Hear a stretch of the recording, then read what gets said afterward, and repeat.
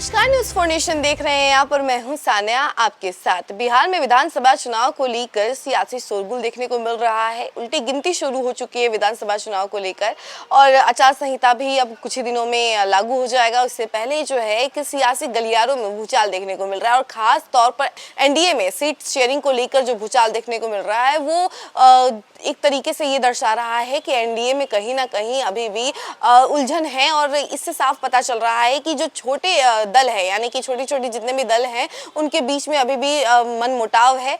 उनका साफ तौर पे जो कहना है वो ये है कि उनकी जो सीट शेयरिंग है यानी कि जो सीटों की मांग है वो बढ़ती जा रही है, उनको बढ़ाया जाए। तो वहीं बीजेपी और जदयू के बीच में जो सिचुएशन है वो एकदम थमी हुई नजर आ रही है, लेकिन वहीं छोटे दल जो है वो लगातार अपनी सीटें बढ़ाने की मांग कर रहे हैं। हम आपको पूरी खबर जो है विस्तार से बताते हैं। बिहार विधानसभा चुनाव 2025 की तैयारियां तेज हो चुकी हैं और सत्ता के गलियारों में सबसे ज्यादा गहमा गहमी एनडीए के भीतर सीट शेयरिंग को लेकर है।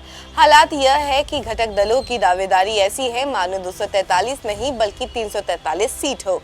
बीजेपी और जदयू की मजबूती के बीच छोटे सहयोगी अपने अपने हिस्से को बढ़ाने में कोई कसर नहीं छोड़ रहे हैं। सबसे पहले हिंदुस्तानी आवाम मोर्चा की बात करें यानी कि हम के प्रमुख और पूर्व मुख्यमंत्री जीतन राम मांझी ने अपनी जुबान खोल दी है। मांझी ने एनडीए से 20 सीटों की मांग रखी और साफ कहा कि अगर उनकी डिमांड नहीं मानी गई तो उनकी पार्टी 100 सीटों पर चुनाव लड़ने का मुद्दा ले आएगी। और इसके अलावा आपको बता दें कि 2020 के विधानसभा चुनाव में हम पार्टी महज 7 सीटों पर लड़ी थी और 4 सीट जीतकर 3.75 लाख वोट बटोरे थे।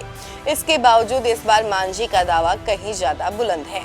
उधर एलजेपी यानी कि एलजेपी रामविलास के नेता चिराग पासवान भी किसी से कम नहीं नजर आ रहे। उनके कार्यकर्ता तो पटना की सड़कों पर पोस्टर तक लगा चुके हैं जिसमें चिराग को मुख्यमंत्री पद का उम्मीदवार बताने की मांग उठाई गई है। पार्टी ने 40 सीटों की डिमांड रख दी है। 2020 में चिराग ने एनडीए से अलग होकर 135 सीटों पर उम्मीदवार उतारे थे और सिर्फ एक सीट पर कामयाबी मिली थी। बावजूद इसके चिराग की सियासी महत्वाकांक्षा अब भी कम नहीं हुई है। एलजेपीआर का दावा है कि वह 243 की 243 सीटों पर चुनाव लड़ने की ताकत रखती है।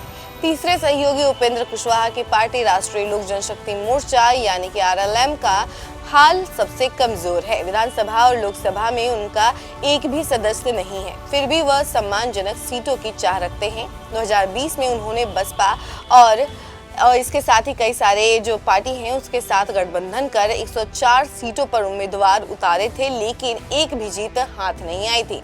बावजूद इसके कोयरी समाज में उनकी पकड़ को नजरअंदाज करना आसान नहीं है। इन दावों के बीच असली लड़ाई बीजेपी और जदयू के बीच है। 2020 में बीजेपी ने 110 सीटों पर लड़कर 74 जीती थी और 19.46% वोट पाए थे, जबकि जदयू ने 115 सीटों पर चुनाव लड़ा और महज 43 पर जीत मिली। जदयू का वोट प्रतिशत 15.39% रहा और वह विधानसभा में तीसरे नंबर पर खिसक गई। यही वजह है कि 2025 में सीटों का संतुलन बेहद संवेदनशील है। सूत्र बताते हैं कि इस बार बीजेपी और जदयू बराबर यानी कि 100 सीटों पर ताल ठोक सकती है। यानी बड़े घटक दलों की हिस्सेदारी के बाद छोटे दलों को सीमित सीटें ही मिल पाएंगी। अटकलें हैं कि चिराग को 20 से 25 और मांझी और कुशवाहा को 10-10 सीटें दी जाएंगी। वहीं सवाल ये है कि क्या इतनी कम पेशकश पर ये नेता चुप बैठेंगे या फिर एनडीए के भीतर से ही बगावत की नई चिंगारी भड़केगी। बिहार की सियासत में कहा जाता है कि कुर्सी का ख्वाब सबसे बड़ा नशा है और इस वक्त एनडीए के सहयोगियों के बीच यही नशा सिर चढ़कर बोल रहा है।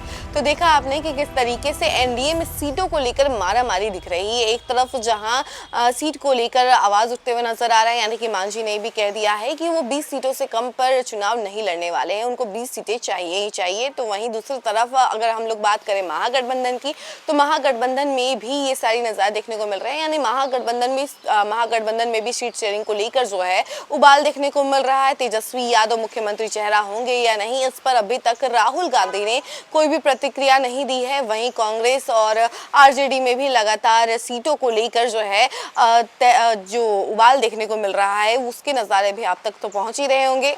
इस खबर में फिलहाल के लिए इतना ही। ऐसे ही तमाम अपडेट के लिए बने रहे हमारे साथ और देखते रहे न्यूज़ फॉर नेशन। धन्यवाद।